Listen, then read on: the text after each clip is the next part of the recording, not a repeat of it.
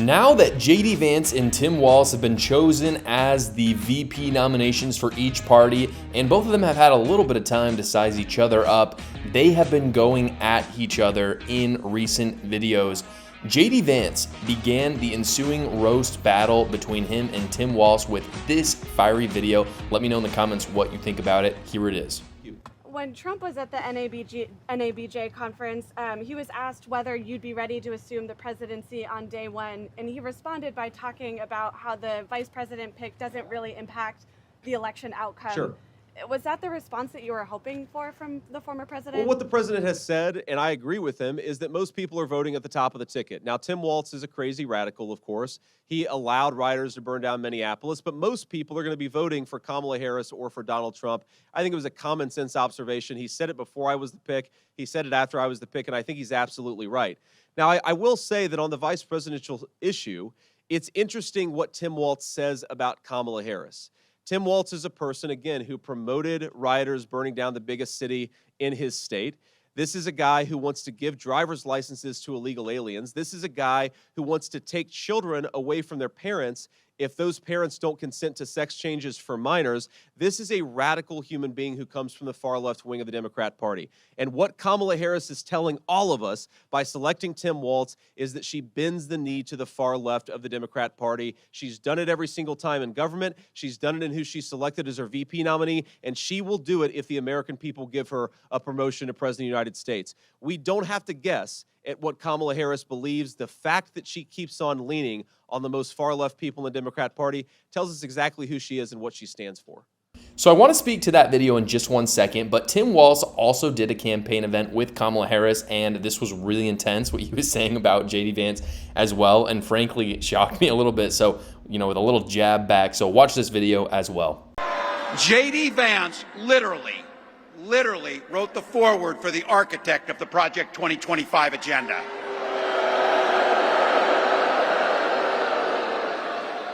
Like all regular people I grew up with in the heartland, JD studied at Yale, had his career funded by Silicon Valley billionaires, and then wrote a bestseller trashing that community. Come on! That's not what middle America is. And I gotta tell you, I can't wait to debate the guy. So before I speak to JD Vance and what he said in his video, and by the way, very good speaker. I think what JD Vance was saying was all true. But before I speak to that, I got to say as well, as someone who is a conservative and a Republican, Tim Walz is a very great speaker. The whole dynamic of this race has completely changed with him, and this is why. Because what you had before was two really incompetent people against Trump and Vance. You had Biden, and when I say incompetent, I mean in terms of rhetoric, in terms of speaking. You had Biden and Kamala Harris. Just think about that for a second. That was what the Democrats chose for their most powerful people that were going to go against Donald Trump. You had Biden, who was literally dying. He's still dying, of course, and he's somehow the president of the United States. But you had Biden who's dying and cackling Kamala. And that was their best. That was the best they had to offer. But now what you have is Kamala Harris, who still sucks, but you have Tim Walz, who, despite being a major radical, is a very good speaker. He has a little bit of what Joe Biden had, where he kind of looks a little angry sometimes. He starts yelling, but it's a little bit more powerful than I think Joe Biden. Joe Biden was like, dude, you're an old dude and you're senile. Tim Walz, you're a little angry.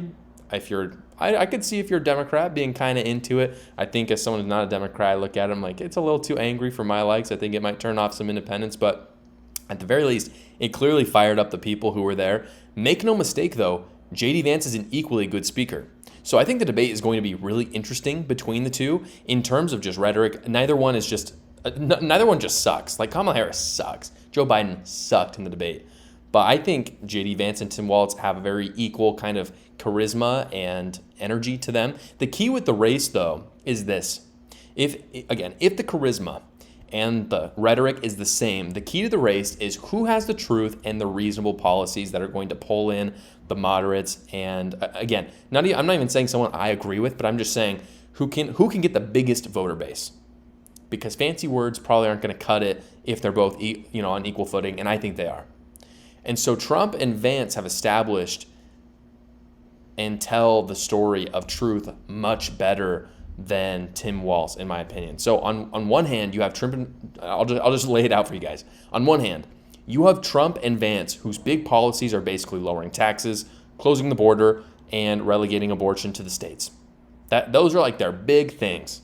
And again, I'm really not trying to straw man this. That is really what Trump and Vance are big on. On the other hand, now you have Harris and Walz. And again, I'm really not trying to straw man this, but there are big priorities as far as I'm aware, and it's a little bit hard to tell because, as I'll talk about later, the media haven't asked them any questions. So actually no one knows.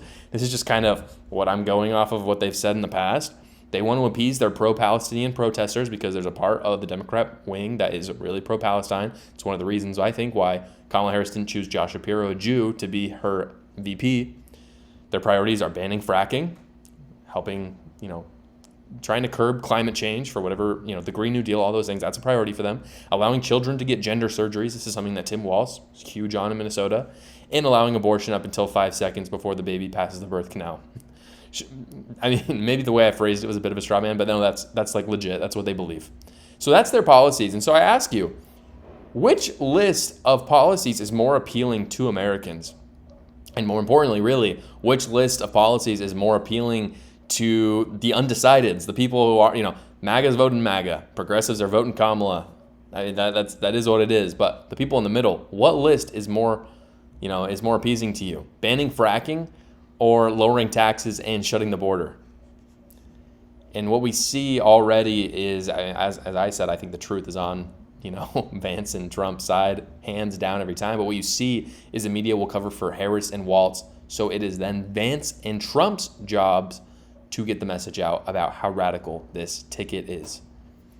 Walz was not the only one on the Republicans' roast this week, though, guys. Something crazy happened.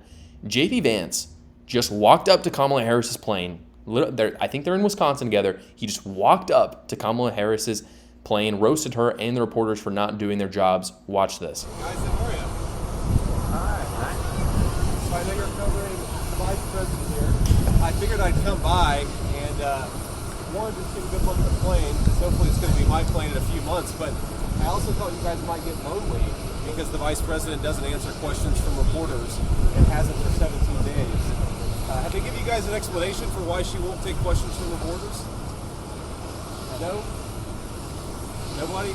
Okay, great. Well, I hope that she changes her mind, because it'd be good for the American people, and I think it'd be good for you all if she actually ran a real campaign instead of one from a basement with a teleprompter. So have a good one, guys. See ya. What would you like to hear from her? I'd love her to answer some questions. I'd love her to just answer what she wants to do and also explain why every single position she has changed.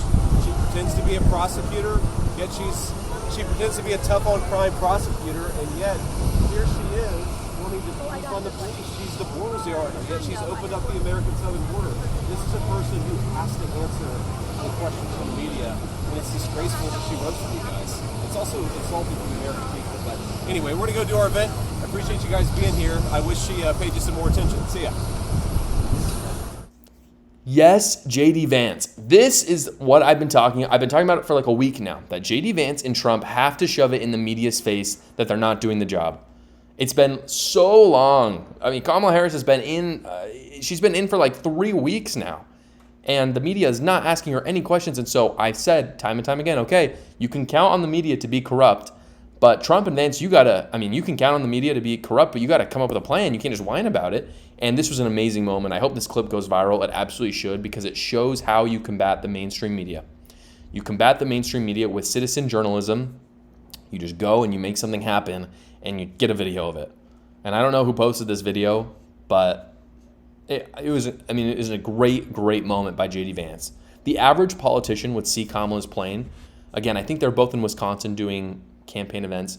And so presumably Vance was just on the tarmac, looked over, oh, that's clearly Kamala Harris's plane. The average politician would look at that and think, oh, it's lame, she's here too. Maybe that's bad luck for me. But I respect J.D. Vance so much more now, because instead of just kind of doing the thing that all politicians would do, he did what was maybe a little more scary, a little more unorthodox, and he just walked up and he roasted her. And it was really, really good. Not just because he was a fighter, which of course is very, compelling, but because everything that he said was true.